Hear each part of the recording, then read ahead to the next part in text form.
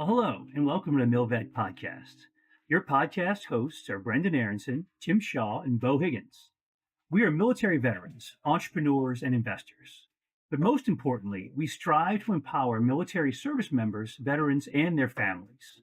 We believe that all veterans deserve a career that fires them up, a career in which you can learn, you can earn, and you can build a world-class network.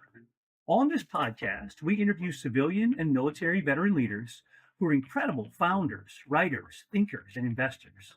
My primary goal is to inspire you to achieve great things. Let's dive into today's episode.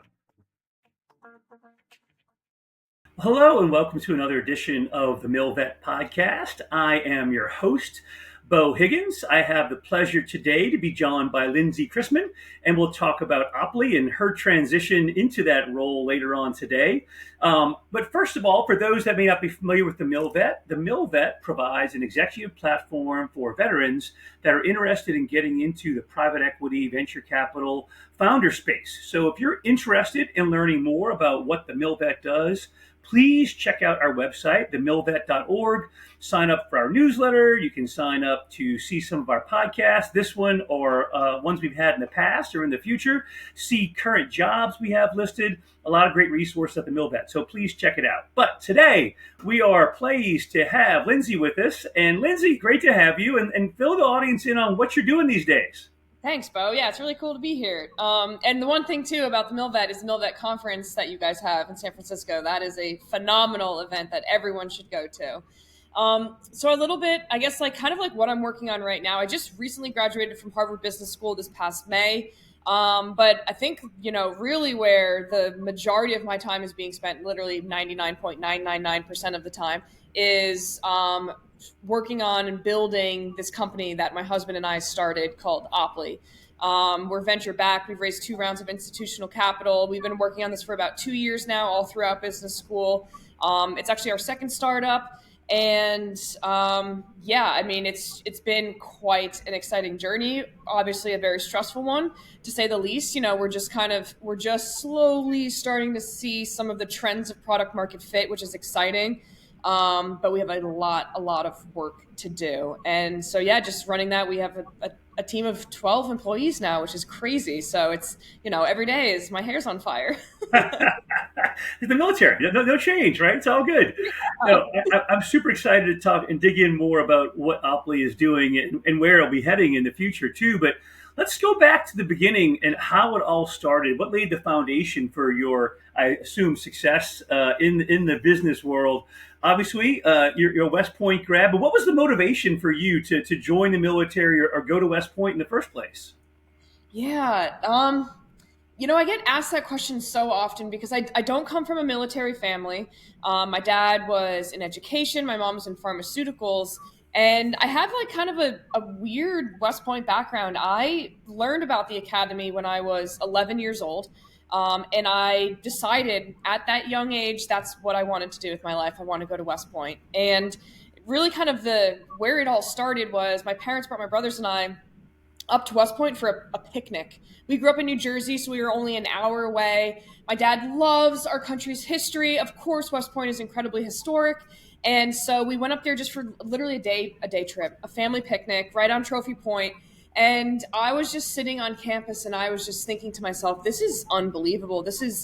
I want this type of challenge and rigor, even though I was 11 years old. It was just so attractive to me. And I couldn't believe that they were college students that were signing up for something that meant more than themselves. Like my dad was kind of explaining it to me.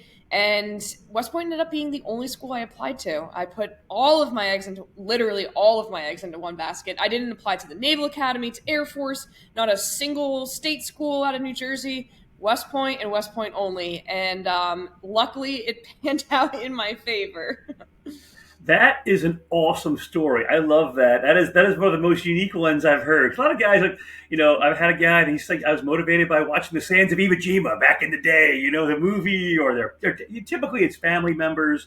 That's the standard story, right? But that is awesome. I love the picnic turned into the profession to be. You never know. And at age 11, that's a lot of things can change between 11 and 18. So it's fascinating that you were able to maintain that. And I mean, did it turn out to be what you expected? I mean, obviously you had the vision for what it was at age 11. I'm sure it wasn't exactly what you planned on it to be, but what did the experience? What did you get from it? Again, I'm sure it was different than maybe Private Benjamin. That's not the brochure, right? Literally. Yeah. Yeah. I think I grew into it, right? Just like everyone that goes to West Point. I mean, I didn't really know what I was getting myself into. I knew I wanted to serve in the military. I remember going through my interview process with my congressman and for the nomination, and he was like, "Well, what do you want to do in the Army? What do you want to branch?" And I didn't even understand what that meant. I didn't know that there were a bunch of different branches, that there was the difference between aviation and infantry and all of this stuff. I was just like, Army. And he's probably like in his mind, oh boy, she has a lot to learn. And I did for sure. I mean, I showed up to Beast and it was tough. I was physically ready. I got recruited for track. So like I was a good runner. That was like my strong suit for sure. But it was just one of those experiences where I'm not the kind of person that I put a lot of pressure on myself, and I'm my own. I think a lot of vets are like this. Like we're our own biggest critics. We are never satisfied with what we've accomplished or how hard we're working. It's always got to be more, more, more, and that's exactly how I am. And I've been like that for a very long time, and I think that's what kept me like really driven during my 4 years at West Point, because I was just never satisfied with my performance. I always wanted to do something better and get better grades or beat Navy on the track team, which we finally did my senior year. I ended up being the first captain at West Point my senior year, which was not in the cards. It was not intended. I didn't even know what that meant. But it was just like one of those things where like I just consistently wanted to try harder and challenge myself in a stronger capacity, I guess. And it ended up, kind of working in my favor in that regard. Obviously, it worked out well to go from just saying Army, I want to be in the Army, right? To being the first captain and having the career that you had. That's quite the transformation. Do you attribute that to anything, or was there a mentor you had? Was there just something about the being at West Point that, like, when the switch flipped? Obviously, you had motivation. You were driven to be there. I mean, you were singularly focused on West Point, Very singularly. but something also must have, you figured out Army at some point too. Like, was that just a natural byproduct of being there and talking to people? Was there any kind of one experience that helped you focus what you wanted to do in your career, or kind of anything that shaped you during your time in particular that you can think about? Yeah, for sure. I definitely had a couple of mentors. I remember my TAC NCO. I was in A2 for my company. We didn't scramble, so we were with the same company all 4 years. I mean, my first year I went to HHC, but my TAC NCO, who was Sergeant First Class Waterhouse at the time, I think he might be a Sergeant Major now. I'm honestly not sure. But he was for sure a very, very influential mentor to me. He was the one that actually encouraged me to sign up for KSL, which is Key Summer Leader, which was the exercise basically that I had to go through in order to even be considered for a summer leadership position, which was then the test to see like who could be the first captain. I wasn't even considering it. He was the one that was like, you should go for this. And then I had another mentor. He was Major Gade at the time. I think now he's retired. I think he retired as a lieutenant colonel. I could be wrong. But he was very, very inspirational for me because of his story. It was one of those incredible stories that he lost his leg in combat, and he was my American politics instructor when I was a yuck, so sophomore year. And I just looked up to this man like he was it was just so impressive that the stories and his life, and everything that he had been through, and for him to be back at West Point teaching and coaching and mentoring. And I don't know, I just looked up to him a lot. It was one of the reasons why I decided to major in American politics, which honestly, I should have done something in like the math or science realm, because those are my strengths. Like reading and writing is definitely not a strength of Lindsey. So it was a very interesting, like, turn for me, but I'm very, very glad I did it. So yeah, there were for sure some really influential people that pushed me in my own, I guess, I was pushing myself, and then there were others that were like pushing me even further, which I needed, which was good. And then, of course, my senior year when I was first captain, I got to work under General Clark and then General Caslin, as he was the comm and the soup, respectively.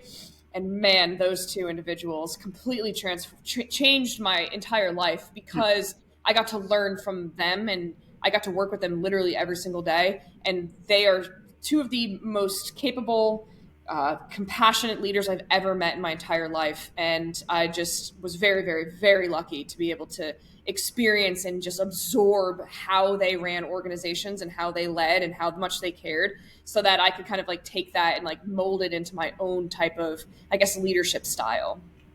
Those are great and just very different, but all very amazing influences for you. And I actually know Dan Gade. I've worked with him Oh, nice. down in Yeah. Georgia. He's a great guy, still involved in the veteran community a bunch. So kind of Yep. a small world as it usually is in the military, I think. But interesting to see the different influences. I mean, you were I think you obviously had the motivation, but you just didn't know what direction to go. I mean, it was like I'm gonna be number one, but I don't even know what I'm being number one in. I just whatever it is. I mean, just tell me what the Yeah. thing is to do. I love that attitude, the positive attitude of I don't even know what this is, but I'm gonna do it. And if I'm gonna do it, I'm gonna be the best at it. Like, okay, that's a pretty good way Right. to approach it. That's a great attitude for sure. That's pretty Yeah. cool. And Pretty you cool. need those mentors to kind of like get you going in the right direction. You can't do everything yourself, because if you're just relying on just yourself, you're probably like, you can succeed, but you're probably not going to get to the level that you want to, just because you got to take advice from people who've been there and done that, because they know the best path moving forward.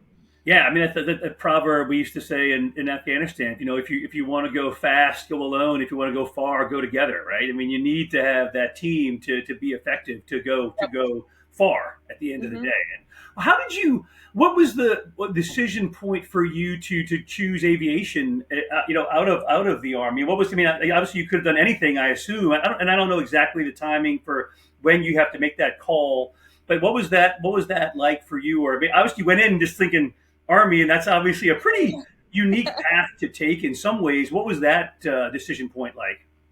Yeah, so when I was at West Point, women couldn't branch infantry, and I wouldn't have branched infantry. I'll be totally honest there, but I really wanted to be as close as possible to like the action, to the ground force commander. And I learned about aviation pretty early on. It was during my plebe year. It was actually plebe year during branch week when they brought they bring every branch and you get to talk to. I got to talk to all the aviators. There was an Apache that landed like literally right outside my window of Ike Barracks, and it was like the coolest thing I've ever seen. I was like, that is a beast of a fucking helicopter. If I have the opportunity to fly that, that's what I want to do. And I just like put in my mind, like, that is the just pinnacle of careers in the military, is being an Apache helicopter pilot. And I just was, once again, just like 11-year-old Linz was convinced that West Point was what she was going to do. Flying Apaches was what I wanted to do. As soon as I learned, it was, I think branch week is in like October. So I was only a plebe for like a month, like a couple of months. And I was like, yep, done, sold, that's it. That's awesome. I can see that if you have an idea in your head, you're going to get there. I mean, it can be 7 years in the making, 3 years in the making. Once I it's there, know. it sticks. It's pretty good. That's pretty good. I love it. That's a great trait. That's awesome. It's worked out so far. Yes, no doubt. Well, talk about so obviously just I mean, obviously you thrived in the West Point environment. You got what you wanted to do from your October of your first year there, and then talk about what a little bit about your time in the military. What was that like? Highlights, maybe lessons learned from that. What was it? What you expected to be in the real army? From the 11-year-old girl to moving forward to 22, right? Yeah. Yeah, I mean, I think it was, honestly, and not to sound cliche about it, like everything and more. I had a really, really good military experience.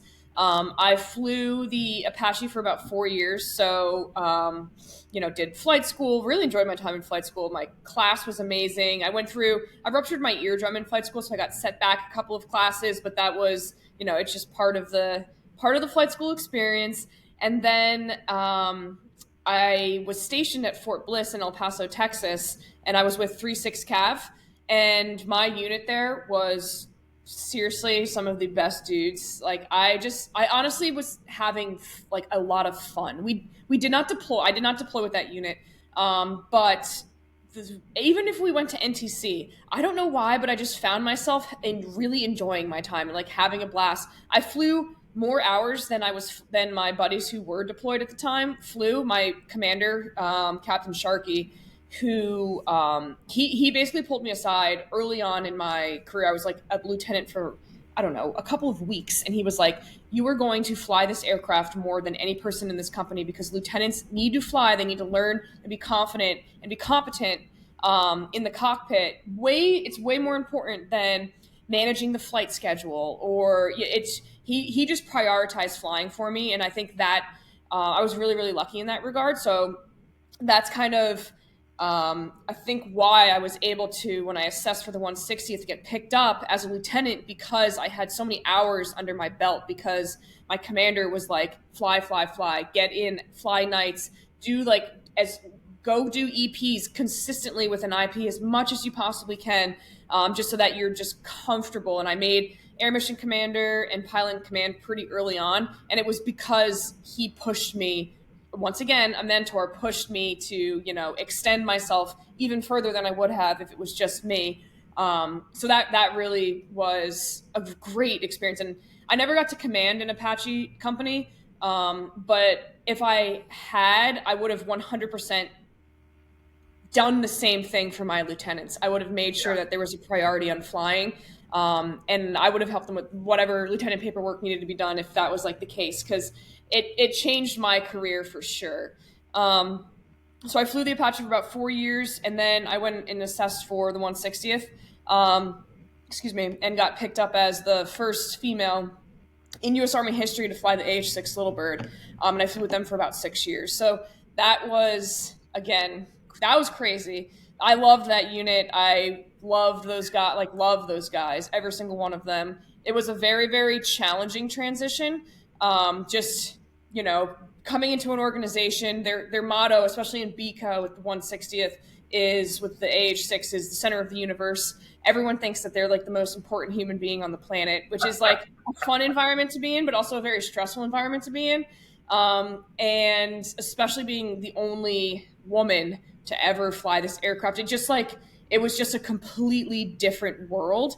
And I had a lot to learn. I was a complete newbie. I felt very out of place for a while there, but it was just one of those times where you just have to push yourself like to your absolute max capacity so that you can learn how the organization runs, fit in, like get a feel for everything, and then you can actually thrive in the environment without kind of being fearful of what's going on around you. That's an amazing. I mean, to be a lot of firsts in your career. I think that is a trend that you're seeing here. But to get to the 160th and be the first female there that's amazing. Man. Don't understate that. I mean, having worked with them and having been at SOCOM and over at Yeah. CIFSOC and worked with those guys. I mean, that is truly the best of the best that's out there, and I it's that's super impressive. So well done on your part for that, and to be able to make it through and open the door for others to follow as well. So, I mean, a lot of these places, you are the standard bearer for this, and you're setting up the conditions for other women to follow behind you and becoming that example. It's Yeah. I had Michelle. I don't know if you know Mace Curran. She was one of the first that flew for the Air Force Thunderbolts. Same thing, Oh, It's when you do those roles like that, and then you can go back and talk to other little girls, 11-year-old and say, hey, look, I did this, you can do it too. There's something special about that, I think. I mean, she actually wrote a children's book about, you can do this too, and you can, I did it, and you can do it too. So it's just yeah. good on you for I opening mean, the it is. door. It's so true. Like, there's such like this mindset, this barrier mindset of well, I'm not good enough, or I'm not the one that's qualified to do it, or like, I mean, even when I was going to assess for the 160th, for example, I had a battalion commander at the time who, um, who flew in BCO. So he knew the environment, he knew the world. Like he came from this organization, and he didn't deter me from assessing, but he cautioned me heavily that you're basically saying like you're not going to make it. Like this is like you can try, but no woman has ever passed the assessment. They're in it's just not made for women to do this type of mission. And I think that kind of gave me even more of a drive to go for it. He was like, just brace yourself mentally to assess favorably for the 160th, but to end up flying the 47 or end up flying the MH60, just changing your airframe. But I really wanted to continue to fly attack helicopters. So obviously I assessed for the AH6, and man, I'm telling you, that board process, it's like the last phase of the assessment. When they shook my hand and said, welcome to the 160th, like welcome to BCO, I was like, holy shit, what is happening? Because I was 100% mentally prepared for them to either give me a no-go or give me a go, but not for the airframe that I was assessing for, which happens a lot. It's very, very, very frequent. It's very rare. I mean, BCO is such a small organization. There's not many pilots, and they don't accept many per year, let alone per assessment cycle. So it's a challenging aircraft. Most 64 pilots end up as 47 pilots in the 160th. So I was pretty freaking shocked to say the least. But yeah, I'm glad. I'm glad that he had that conversation with me. I'm glad I was mentally prepared for the worst, but I'm also very thankful that it ended up getting to fly that aircraft. It's amazing, and good on you for. And was John Evans there? Was General Evans there when you were there? Do you know? I know General Evans. He maybe was just stepping away. Yeah, just curious. Yeah. I was with him at Sipsake back in the days. This is again, small military, but Yeah. great guy. I know he was 160th pilot over there and doing some of the cool things too. Great stuff. Well, good for Yeah. you for that. But I mean, but 6 years is a long time to be in that. I mean, that's a pressure packed, and again, a lot of just a macho environment. I mean, that's a very difficult place to be for a long time too. That's pretty intense. I mean, what was your decision to step away eventually and to leave the army? I guess even in bigger picture, like you decide, like I've done everything I can possibly do. There's nothing cooler than this, and I'm like want to think the next thing. Or what was your calculus like as far as what you wanted to do next, or kind of the pivot point to stay in or leave the army? Yeah, I did a lot of like really deep thinking on whether or not I wanted to stay in or if I wanted to transition out. I kind of came to the point in my career timeline wise where I needed to make that decision. So I guess I was like a senior captain at the time, about to, if I had decided to stay in, my next step would have been ILE, and then I would have came back to the 160th and taken command of sorts. And I don't know. I was an LNO at the time in the 160th, so a liaison officer to the special mission units that we work with, and I was sitting in like the S3 office, and I was watching the S3, and I was watching the XO and the battalion commander, and we were doing all these blowouts, and I was kind of just observing from afar on their life, almost not necessarily like operationally, but personally, and I reflected on that and thought, I don't want to be sitting in the same office in 10 years. I want to, no hate on anyone else's personal decision, but for me personally, I wanted to go and start another chapter. At the same time, my husband, who also went to West Point, he's the co-founder in our company right now. He was an infantry officer after he graduated, and he got out in around 2020 and started our first company in restoration. So I also kind of was like very enticed and excited by this idea of entrepreneurship. There's another world out there. It doesn't have to be this constant deployments and training cycles and never being home and being exhausted and working myself half to death 99% of the time. which I find myself now still doing as an entrepreneur, but I'm not getting shot at, which is good. um, but like, I was just like, there's so much more out there in the world. This is the perfect time for me to transition. And it had nothing to do with the bad experience. It had nothing to do with, like any type of, I guess, like concern for myself or my health, wellness, well-being, or anything like that. It was purely out of selfishness for wanting to do something different in my life. No, Yeah. again, and then I think you, and seriously, as an O3 at that point, I mean, that's the decision point, right? I mean, you've done everything operationally at the truly at the pinnacle of Yeah. your career field. You knew what was next, and you kind of make the call, like, do I want to do more? I mean, command is great. Don't get me wrong, but it's I mean, that's definitely a key decision point. But what was your transition like? You're looking back at it now. Was it pretty easy? Did you know? I mean, obviously, maybe you knew more than most with your husband in the entrepreneur starting a business. Did you know that you wanted to go join him and do that, or would you have? I mean, what was your It was kind of what was in your head as you were transitioning out as far as what Yeah. you wanted to do next. So honestly, I went through a little bit of a phase. So the 160th, to talk a little bit about the transition, the 160th has this really phenomenal program that they recently stood up as I was transitioning. So I got lucky to kind of like write the SOP for it, called exfil, which is basically like a 6 month transition period where you get removed from your company and you have the opportunity to take the test that you want to do. You know, if you want to take the GRE or the GMAT or the LSAT or the PMP, whatever type of, extra, I guess, qualifications you might need for your next role. You have time to do your interviews. It was a very, very soft 6 months where you could focus on what you wanted to do. So I took that time and really used it to kind of like craft my future narrative. Where does Lindsey see herself in the next, X amount of years? I knew I wanted to go to grad school, so I applied to 7 grad schools during that time, and for an MBA. But it was really during that period where I was a little bit wishy-washy as to like what I really wanted to do with my life. I knew I eventually wanted to get into entrepreneurship, but I thought the path to entrepreneurship for myself was business school and then either private equity or like IB potentially, or consulting actually. So I had like done a ton of research into like Blackstone. I know they have like the Mint program.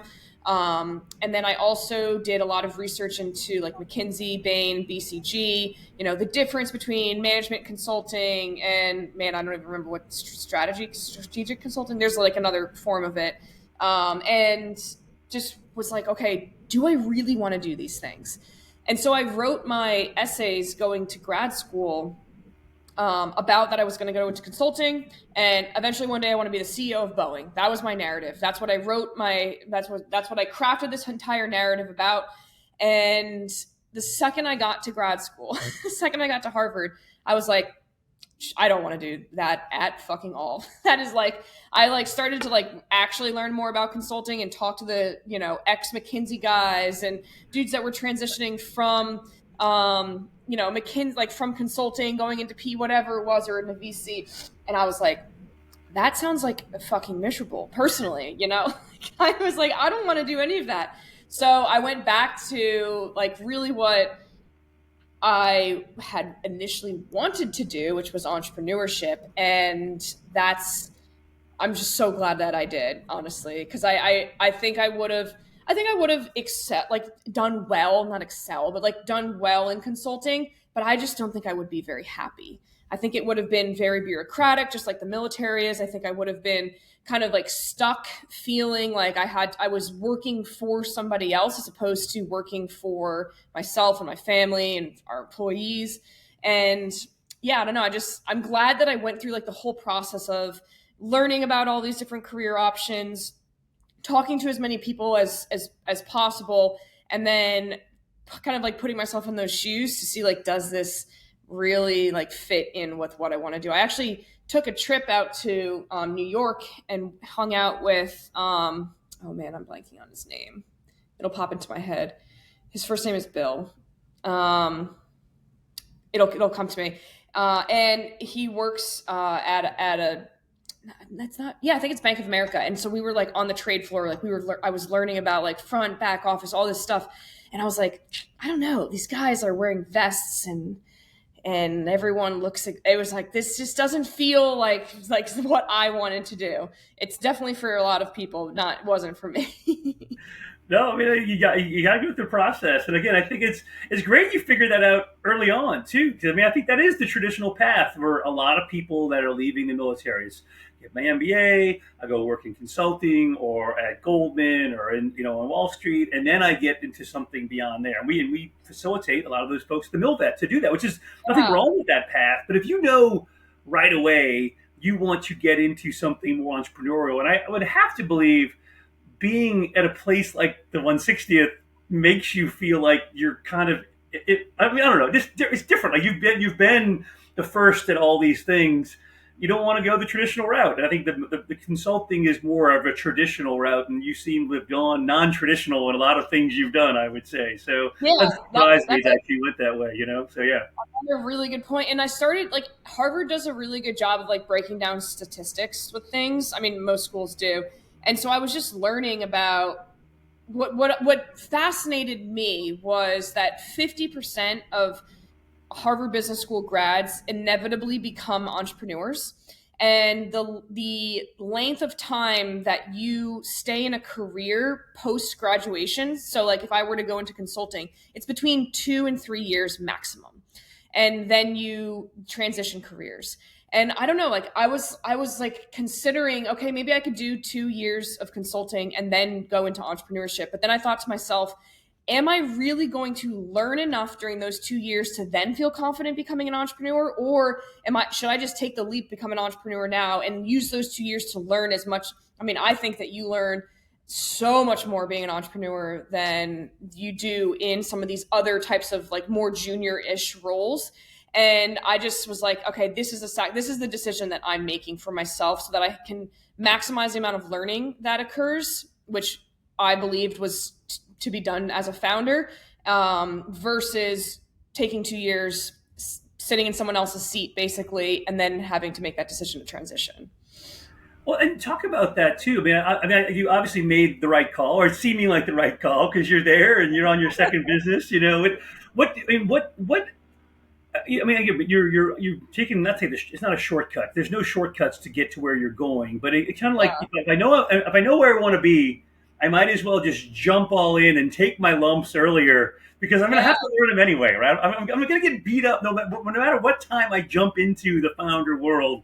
It's going to be hard and rough. So if I'm going to go there anyway, just go today and just get yeah, the heck beat out of me and then figure it out, right? I mean, that's kind of the yeah. calculus you made there, right? I mean, Yeah, I couldn't agree more. And I know I'll get like a ton of shit from like guys that are in consulting and in P and like to each their own, right? Like everyone has, what they love to do.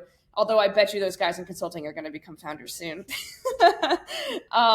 No, I completely agree. For me, it's all about the commitment aspect of it. Like you're never going to be successful, quote unquote, whatever your definition of success is, if you're not fully committed to that opportunity or to that venture. So, for example, for entrepreneurship and for being a founder, there were a lot of students, and I'll just use, examples from what I saw at HBS that were contemplating starting a business, going through like the early stages of ideation, customer discovery, and all of that, but also recruiting on the side.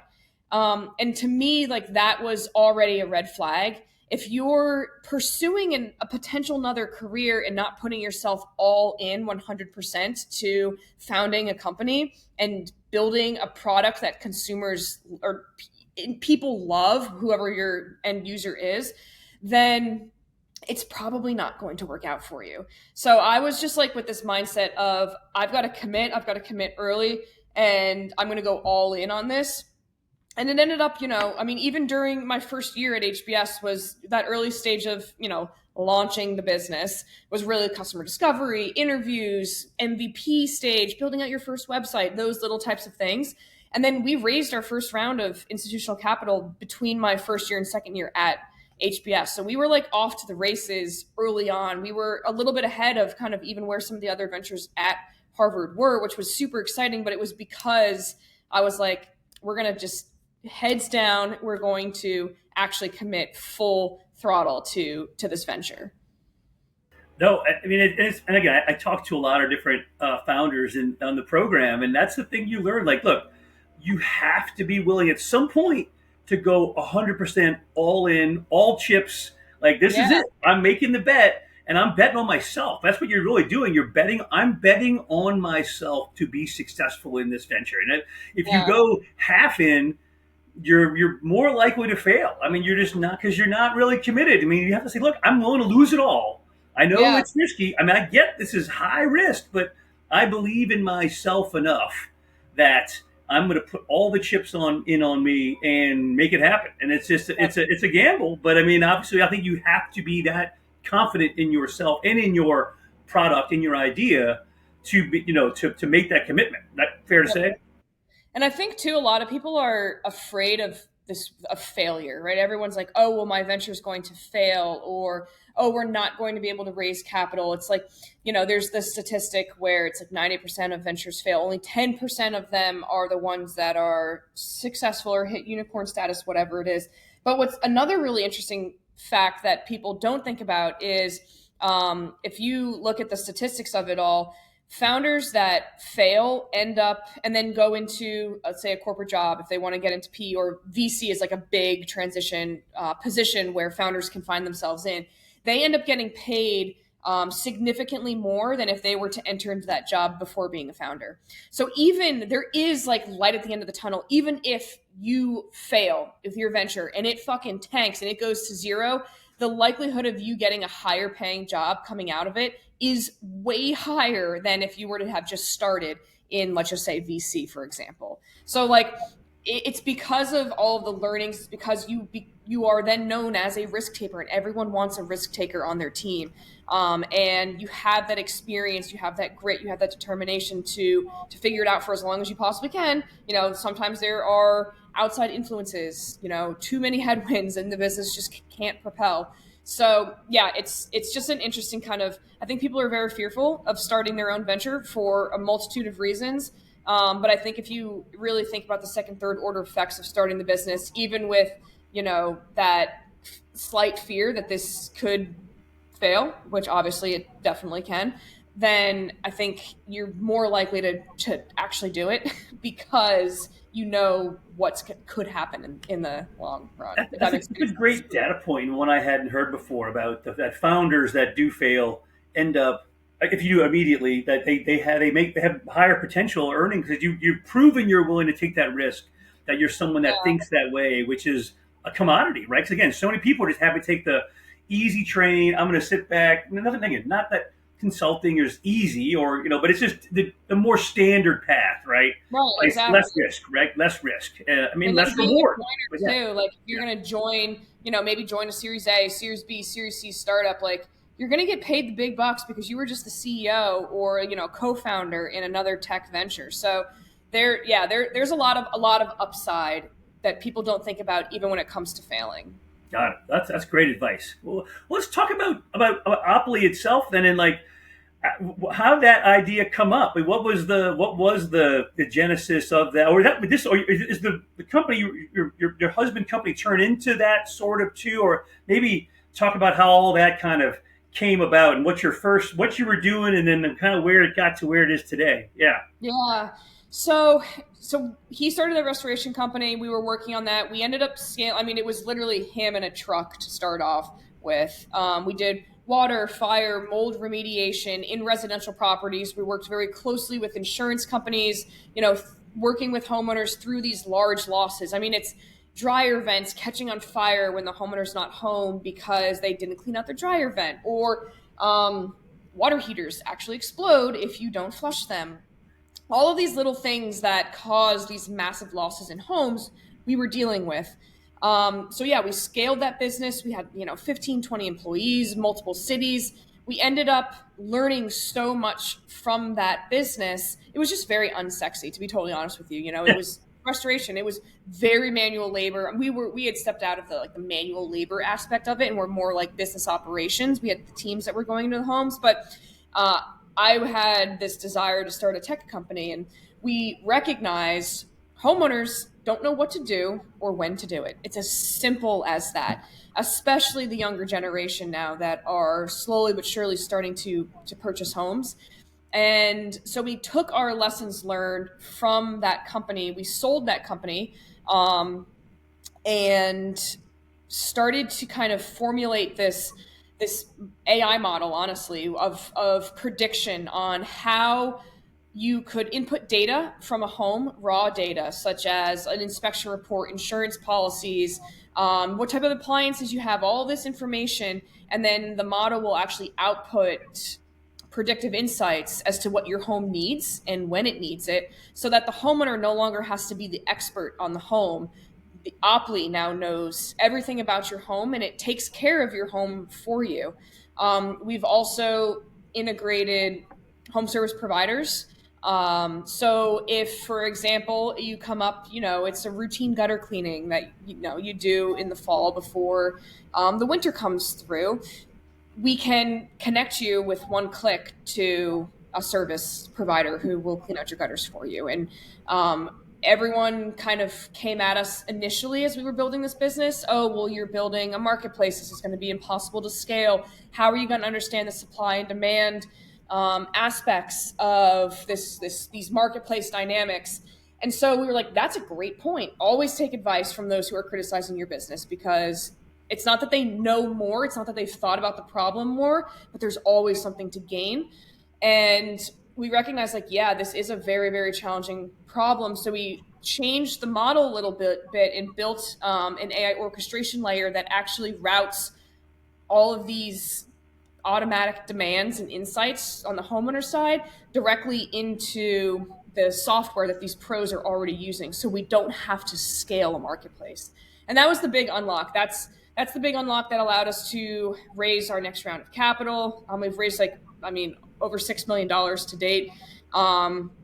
And it's what's allowing us to kind of feel this initial stages of product market fit, because our platform is able to connect homeowners nearly instantaneously with home service providers, which is something that does not exist in the market today.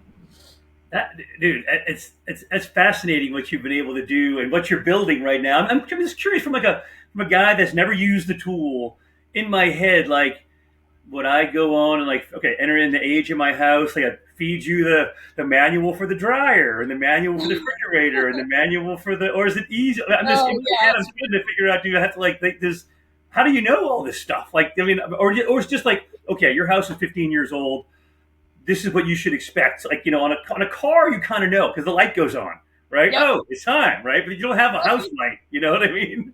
We always say that. It's like, we have these cars, even if it's like a $30,000 vehicle, it doesn't have to be a 100K vehicle, and it still tells you when you need your oil change. Yeah, You right, always need your check engine light that comes on, all right. these little things.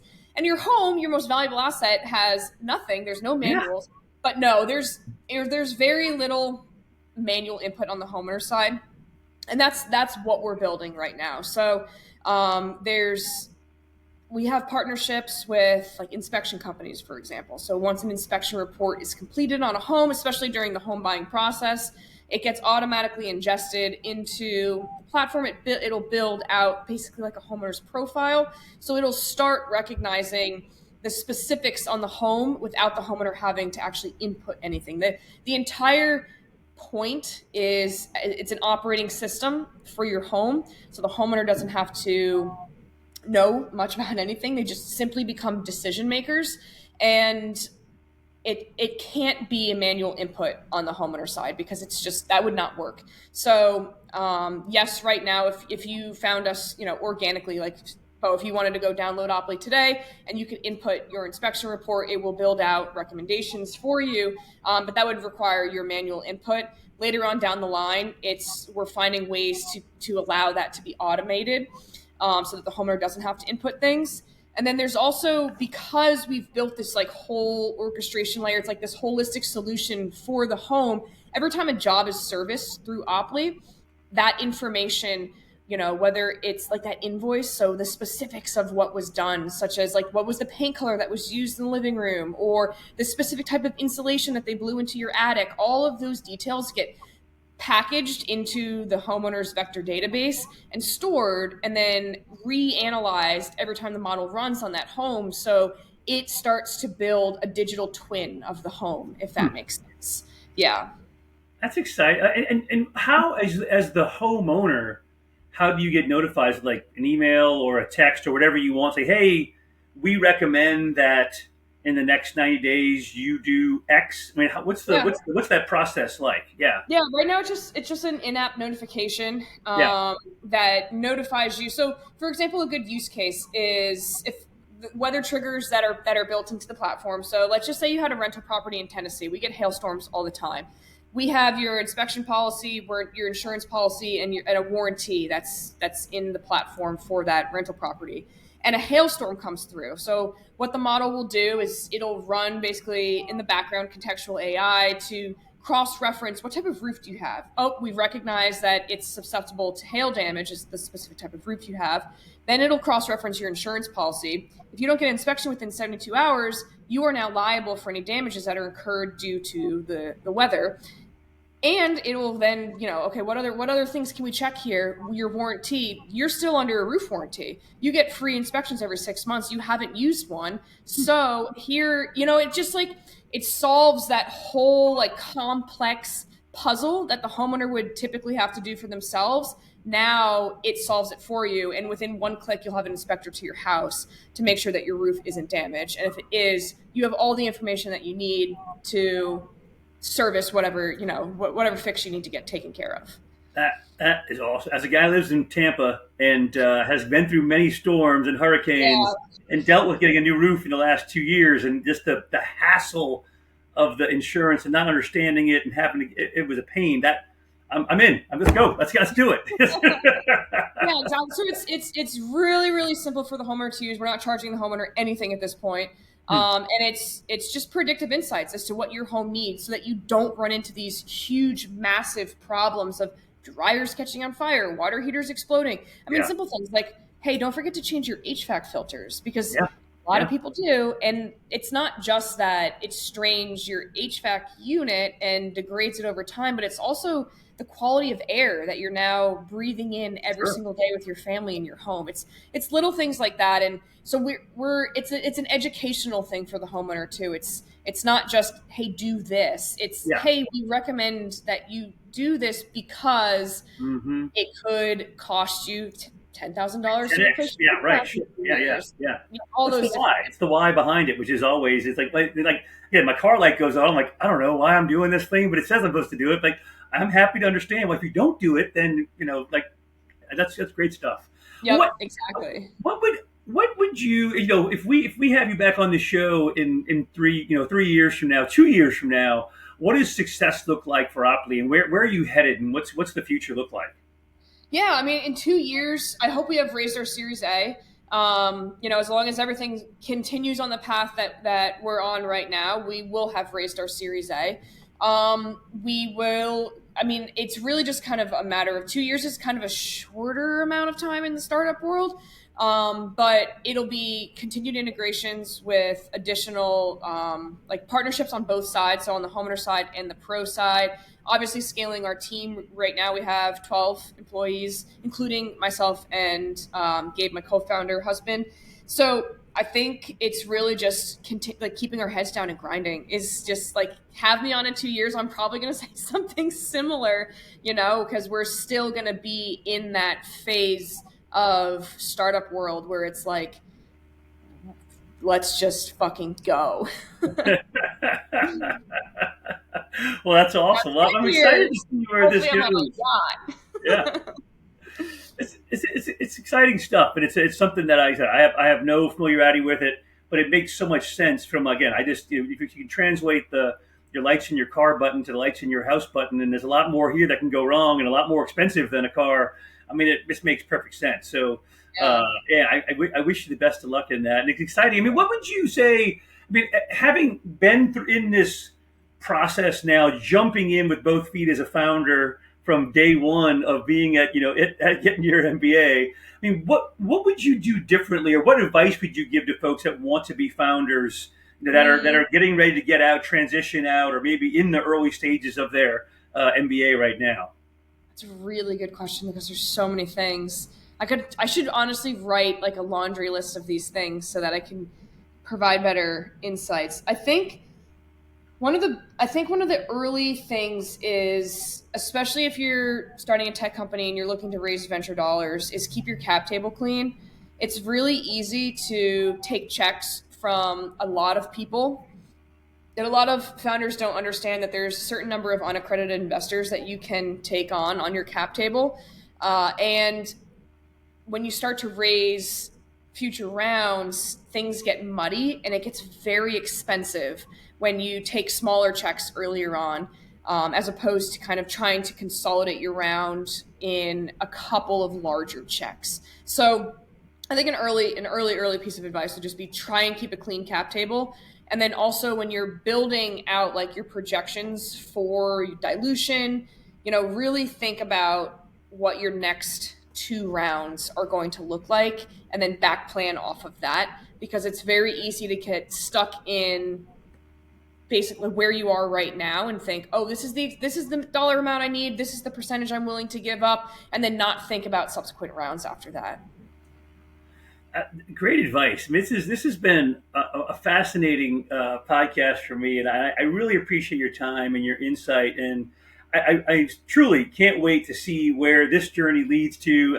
I just everything you've done has been blown doors open for, for yourself, for the community, for your flying, and now into this space. And I can't wait to see where. I mean, with your track record is awesome. So I can't wait to see where this one goes. And I'm excited to have you back in 2-3 years and see where this leads to. And who knows what's next for this and the use of AI in this space. And Yeah. I mean, and did you know anything about AI going into this? I'm guessing probably not much. Or is that something that you knew you wanted to bring AI as part of whatever you did to make it a tech company? That was something that okay, I don't know what it's going to be, but AI is going to be part of it, or is that? Yeah, I mean, I really didn't know too much. Maybe a little bit more than just like the average person. I did study it a lot in school. It just kind of became a really huge interest to me. I actually am currently a veteran fellow at the Hoover Institution at Stanford University, where I'm working on AI policy to protect innovation at the lowest levels. So right now, like AI policy, it's very complicated. It's dictated by the states. And so like we have users, for example, in 48 states across the country, and 16 different states right now have different AI policies and regulations. So it's hindering innovation at the startup level because we're having to fall into all of these, like we basically have to like restructure our model architecture for variant outputs based off of where our users are, which is very complicated. It works great for big tech because it's their moat basically, but it stifles innovation. And so I've always had kind of, not always, that's definitely an exaggeration. For the past couple of years, I've definitely had a fascination with what AI is, the basics of it, and then also like where it's going, how far away are we from AGI? Like I could have a whole other conversation about all of this. And then also what does it look like from like a regulator standpoint as to, because I don't want what happened in China, for example, to happen in the United States. I don't necessarily agree with how the EU is regulating AI. It's very restrictive, and so it's stifling innovation. And we as startup founders need to have protections in place so that we can test, iterate, experiment without a ton of burden, preventing us from being able to solve these massive problems. And so yeah, I've always had kind of this like passion for this new technology and where it's going and how much of an opportunity it is for the world, globally. As cliche and corny as that sounds, I think it really is, the next, like we had the dot-com boom, we had all of this innovation that happened in the 90s. And I really do see that cycle restarting right now with where we are with AI.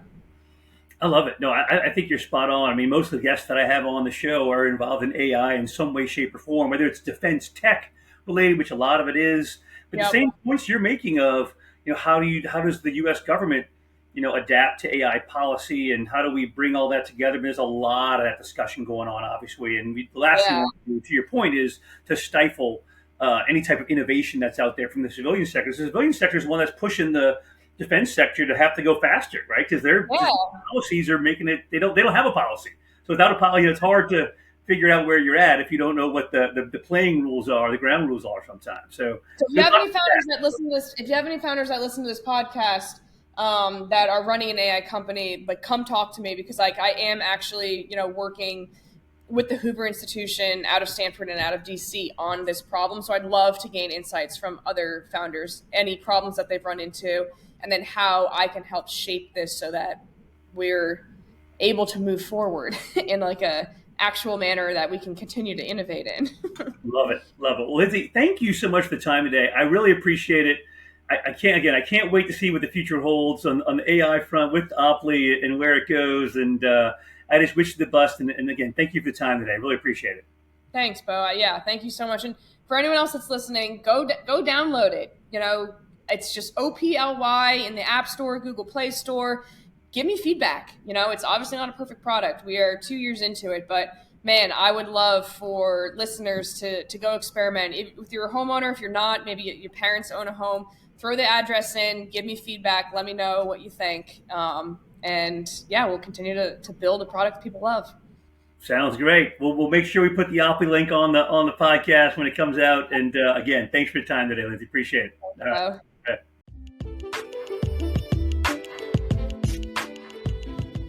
Thank you so much for taking the time to listen to this episode. For more content, follow us on Instagram @TheMilitaryVet or on LinkedIn. Join us at an upcoming event or learn more on our website, TheMilVet.org. Feel free to email us directly at leadership@TheMilVet.org. Thank you so much and take care.